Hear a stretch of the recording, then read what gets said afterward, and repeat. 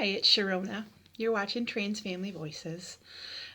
This week, I'm talking about my fears about Sarah's transition. Whew, I am a week late because I have not wanted to make this video. I did have some fears. The very first fear I had was whether or not Sarah would be safe. I pictured him like getting pulled over by the police and having to give his ID, and his ID not matching his presentation, and the police like freaking out and roughing him up or taking him to jail, and him being, victimized in some way. Oh, God. But that did not happen, has not happened, thank goodness.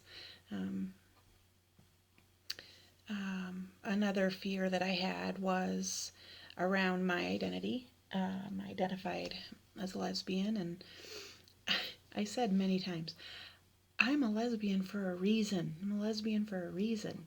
I don't know exactly what I was trying to make clear there. I think that it led into my next fear of you're going to be a man. Like, are you going to be aggressive? Is there going to be a power differential in our relationship? Because no, I'm not dealing with that. I didn't want to be in a relationship with a man. I was a lesbian for a reason. I'd always been attracted to men. That's not it. It's just the power differential and the potential aggression and the feelings around safety and the fact that maybe I could be potentially hurt because I have a, a an extensive abuse background, and I didn't want to. That's not how I wanted to live my life. I want to be safe in my home, and I want to be able to be my smart-ass, sarcastic self without, fear for physical safety. And all those fears were completely unfounded. Sarah's the same Sarah and extremely gentle, but I didn't know what testosterone was going to do. Um, Turned out it made him extremely good looking and masculine, and didn't change his demeanor, his calm, sweet, gentle demeanor. Um, I think I've talked a lot about my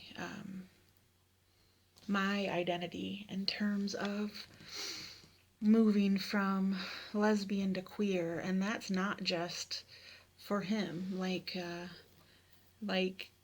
Elizabeth said and quoted me, I like that all things gender fuckery.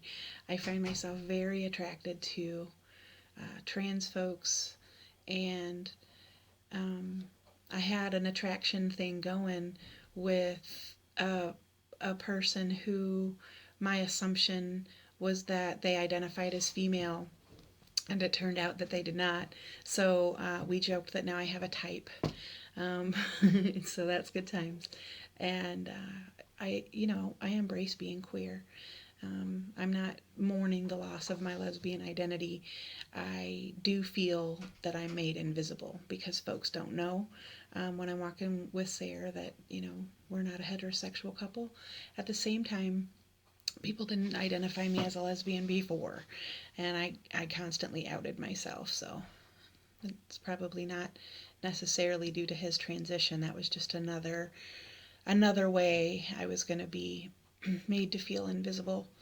Um, but all that's sorted out. Um, Kim mentioned the back hair and the baldness. Baby, that's real. And it's a fear, and it is here. That's one that did come true. Sarah is not bald, but he is thinning quite a bit and thickening quite a bit. And I do not have Rogaine or wax at the ready. Um, I do just roll with it, but it's weird when I put my arms around him and I feel the back hair. Sorry, Sarah. I love you and I accept you for just who you are, but that's some shit to get used to. That is some shit to get used to. Back hair is a thing.